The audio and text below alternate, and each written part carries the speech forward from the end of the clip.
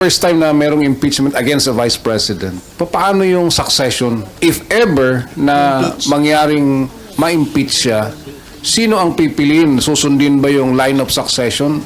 Hindi susundan yung line of succession. Yung line of succession, papasok lamang yan kapag sabay na wala ang 1 at 2, sabay na wala ang 1, 2, 3. Doon lamang papalit ang pangatlo o pangapat. Nakita na nating nangyari yan.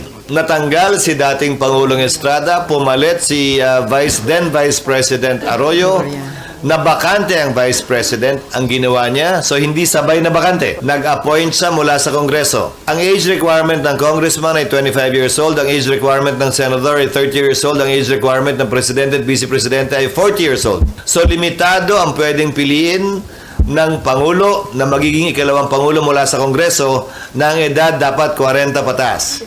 Wala naman yatang senador na bababa sa 40, so lahat ng senador ay qualified. Pero may mga kongresistang below 40. Hindi sila pwedeng i-nominate dahil hindi sila qualified.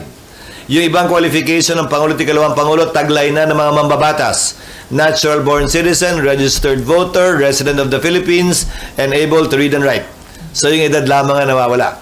So pipili siya at matapos niyang pumili, i-conform ito by majority vote ng Kamara at ng Senado voting separately. Pag nangyari yon, siya na yung papalit bilang ikalawang Pangulo. At nangyari yan kay then Senator na naging Vice President Teofisto Ginggona.